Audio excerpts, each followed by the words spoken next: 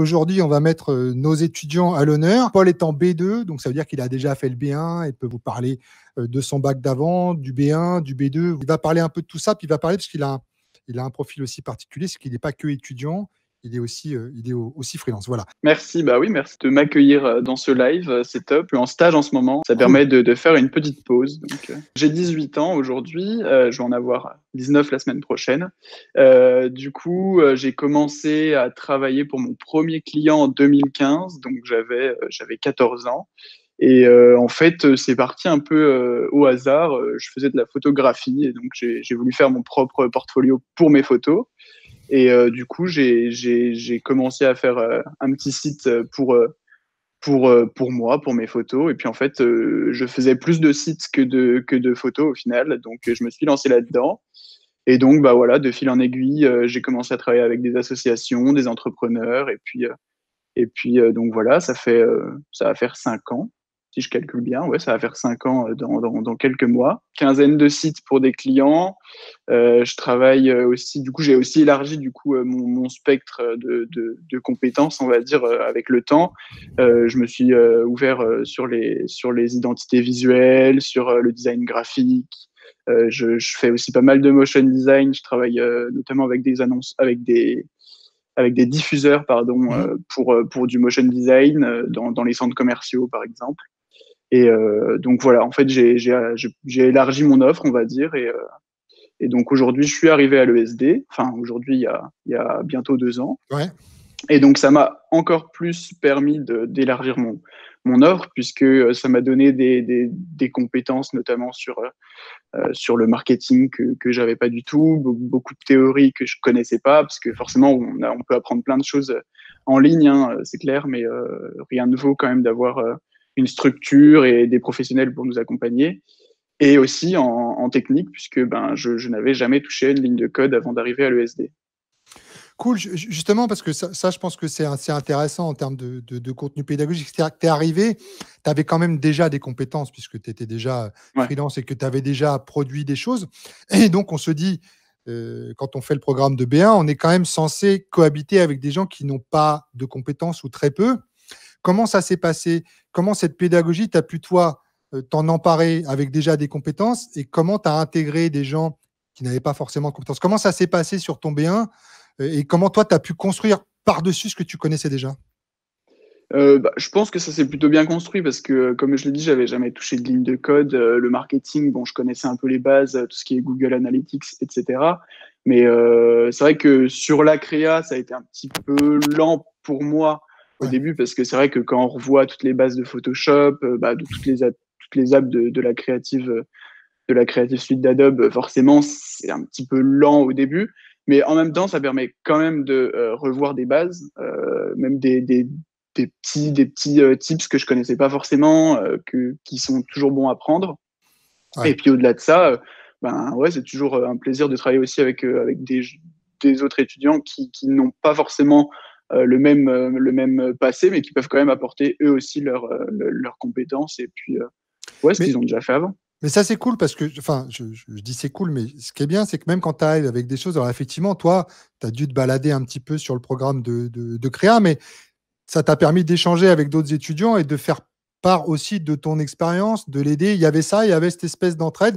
Toi, tu allais voir peut-être des gens qui venaient d'école ou qui avaient fait des trucs de commerce ou de marketing avant, et il y avait déjà cet échange? Ah oui, clairement, ouais.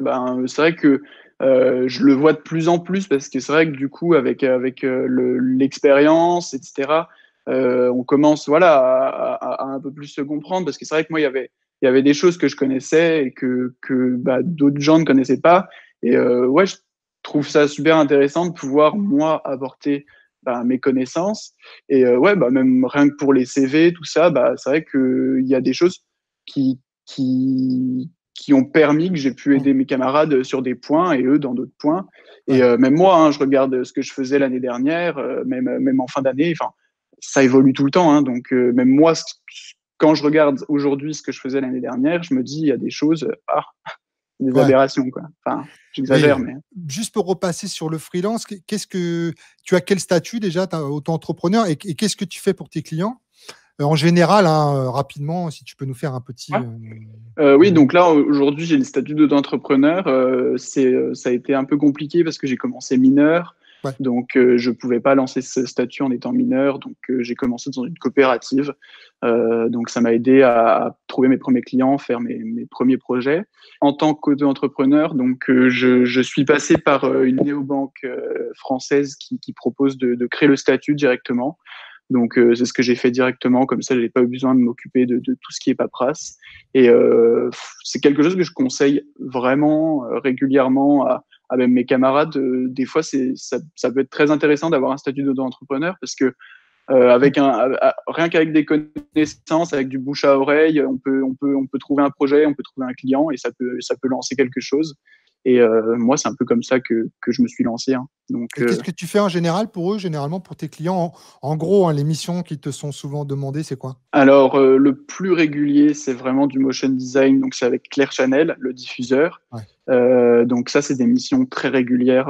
Voilà, donc j'ai travaillé pour la région Bourgogne-Franche-Comté, pour la ville de Dijon. J'ai fait des diffusions sur l'écran à Bellecour, à Lyon, dans la station de métro. Enfin, ça, c'est vraiment ce qui est le plus régulier. Et ensuite, sur la partie plus web, donc c'est, on va dire, un projet par mois ou un projet, voilà, un mois et demi, parce que bon, j'ai quand même les cours à côté. Et donc, ça va être des sites internet, parfois accompagnés d'identités visuelles. Et parfois aussi d'accompagner, ça peut être plein de choses, ça peut être des templates pour leur communication sur les réseaux sociaux. Ok, et du coup, comment tu les trouves, ces clients? Comment tu les recrutes? Ça, c'est ma première question. Puis la deuxième question, parce que nous, à l'ESD, on est transparent là-dessus, en termes d'argent, de pognon, de flouze, combien tu factures à peu près? Ça dépend, en jour homme, voilà. Comment tu négocies un peu pour donner un ordre d'idée à tous ceux qui voudraient se lancer aujourd'hui? Alors, je pense que l'expérience déjà joue beaucoup dans le tarif, hein, que l'on donne. Alors, j'ai commencé du coup en fait en allant directement dans une association locale. Je leur ai proposé de refaire leur site. Clairement, ils n'avaient aucun budget pour engager une agence, donc je pense que j'ai pris le travail de personne. Et donc, j'ai fait le site, le petit pitch, etc. Et donc, il y a quelqu'un de l'association qui, derrière, est revenu me dire « Ah, j'ai bien aimé ce que tu as fait. Donc, moi, j'ai une autre association. Est-ce que ça t'intéresserait ?» Et en fait, ça a toujours été du bouche à oreille. J'ai jamais eu besoin, moi, de faire de la communication pour trouver des clients. Réseau. Et ouais, ça, c'est toujours… ouais, voilà, que du réseau, du bouche à oreille. Et pour du coup les tarifs, au début, autant dire que c'était gratuit. J'ai même eu des cartes cadeaux. Donc voilà, après j'avais 14 ans, forcément, j'avais aucune expérience, aucune formation. Aujourd'hui, je me suis aligné, on va dire, sur les tarifs de freelance normaux entre guillemets.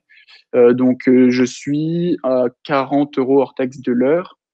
Donc ça, après, c'est pour des prestations horaires. Après, ça peut différer en fonction forfait. Voilà, c'est ça, au forfait, avec des packs, tout ça.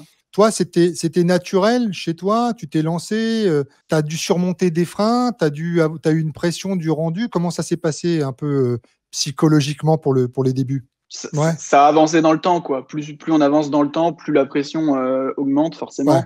Au début, puisqu'on ne demande pas forcément d'argent, il n'y a pas énormément de pression. Même s'il y a toujours cette pression de présenter quand même une création à tout un jury, entre guillemets. Ouais. Et non, je pense qu'il n'y a pas de pression à se mettre. Je pense que moi, comme je l'ai dit, ça s'est fait naturellement. J'ai commencé, c'était surtout parce que je connaissais cette association. Je me suis dit, j'ai les capacités de leur proposer un nouveau site. Donc, je vais leur proposer. Ils ont accepté, donc voilà. Et au début, c'était plus une mission personnelle de refaire des sites, de les rendre plus jolis. Ça reste une mission d'ailleurs personnelle. Ce qui est quand même hyper intéressant, c'est que finalement, c'est un peu comme l'école. C'est-à-dire que tu as des projets que tu vas mener à bien et que tu t'aperçois que finalement, tu arrives à un résultat satisfaisant. Ça te réassure et tu peux progressivement aller encore et toujours plus loin. Hein. Oui, bien sûr, c'est ça. Quand on a un retour positif d'un client, c'est pour moi la chose qui fait le plus plaisir. Hein. Quand on a j'ai même des clients qui sont venus me dire qu'ils avaient eu des retours positifs de leurs propres clients. Ça rassure, ça redonne ça redonne un petit peu de l'envie, et puis on se dit, ben allez, c'est parti, quoi. Après, Ouais. c'est comme tout, quand il y a des retours positifs, il y a aussi parfois des retours négatifs, Ça et arrive. il faut savoir, bah, gérer avec, hein. Moi, j'ai eu des retours des clients qui me demandaient de refaire un petit peu la même chose que leur ancien site, mais juste de moderniser, puis qui derrière me disaient que j'étais pas créatif.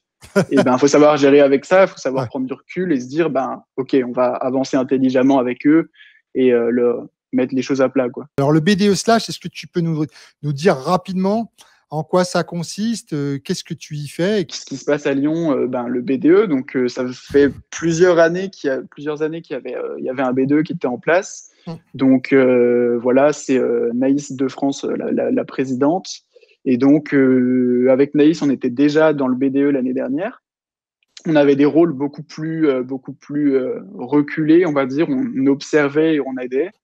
Et du coup, cette année, on a décidé, on s'est donné, on s'est dit, OK, bah, allez, on se lance dans le BDE.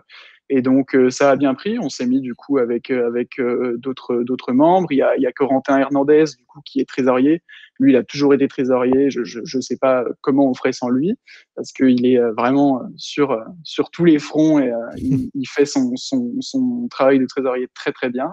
Et puis, on a aussi donc Agathe Contier, Lynn Van Dyck et Emma qui sont du coup là pour nous aider. Et en fait, il y a des rôles officiels, on va dire, mais finalement, on a tous notre mot à dire, on a tous notre ouais, on participe tous activement dans le BDE. Et je pense que c'est une force, puisque l'équipe est vraiment bien, et je pense qu'on a réussi à faire un bon travail cette année, en tout cas. Maintenant, on va parler un petit peu de ton métier un peu, donc le métier, enfin métier freelance, mais que tu envisages. Donc, on en parlait un tout petit peu avant. Tu dis que tu es digital designer et je pense que tu as une vraie vision. Donc, on a déjà parlé un peu de ce que c'est, mais qu'est-ce que c'est un digital designer pour toi? C'est quoi le détail un peu du poste? C'est quoi les missions? Si tu peux donner quelques exemples, Qu'est-ce que je fais en tant que digital designer? Ça peut être du web design, donc vraiment ouais. design pour ordinateur et pour mobile d'un site. Ça peut être du product design, donc je travaille en ce moment avec une entreprise américaine qui fait des logiciels de neurosciences, et donc là je fais justement du product design puisqu'ils vendent des logiciels. Ça peut être du coup de l'UX design, donc faire de la réflexion sur les chemins utilisateurs, sur les placements de boutons, etc. Et ça peut être aussi toute une partie qui n'est pas forcément sur le web, donc tout ce qui est brand designer. Donc ça va être des identités visuelles, ça peut être vraiment tout ce qui est lié au design de la communication de la marque. Et donc c'est aussi une partie très très importante d'une marque. C'est aussi le graphic designer, donc tout ce qui est affiche, carte de visite, ça revient aussi un petit peu à brand designer. Et du coup, Digital Event, alors, tu étais sur quel atelier? Cette année, moi, j'étais sur le Social Wall. Donc, bon, on a eu quelques problèmes de développement, mais ça a quand même été très intéressant de le mettre en place. Ouais. Donc, le Social Wall, je ne sais pas si tout le monde connaît, mais en gros, pendant les portes ouvertes et pendant la DigiNight, pardon, on avait du coup le flux des posts avec certains hashtags ou qui mentionnaient le SD qui passaient du coup sur un écran. Toute promo, etc. Vous arrivez à travailler tous ensemble? Comment ça s'organise un petit peu? Moi, de mon point de vue, ça s'est bien mélangé. Ouais. C'est forcément plus difficile avec B3 et les masters puisqu'ils sont en alternance. Ouais. Mais ouais, ça se mélange bien. Et donc là, même sur le Digital Event, on était avec l'ESP aussi. Ouais. Et ça a été hyper intéressant de pouvoir mélanger les compétences, puisque du coup, nous, on a apporté toutes nos compétences en digital, donc que ce soit sur le dev ou ouais, la partie plus digitale. Et ça s'est mélangé du coup avec leurs compétences à eux qui sont plus axées com. Comment tu vois la progression, un peu l'avenir à moyen terme, et puis surtout les conseils que tu pourrais donner à un lycéen qui voudrait rejoindre Lyon ou le SD à Paris ou à Bordeaux en B1. Donc, c'est quoi les conseils que tu lui donnerais? Puis après, l'avenir, un petit peu, comment tu le conçois? Je ne sais pas exactement si je veux rester en indépendant, si je veux si je veux aller en agence ou si je veux aller chez l'annonceur. Ouais. Je pense qu'on est dans des métiers où on a cette capacité de changer assez régulièrement. Il y en a qui trouvent ça négatif. Moi, je pense que c'est plutôt positif. Je pense qu'on ne peut pas faire 30 ans dans la même boîte à suivre, même si c'est très intéressant, mais l'évolution d'un produit.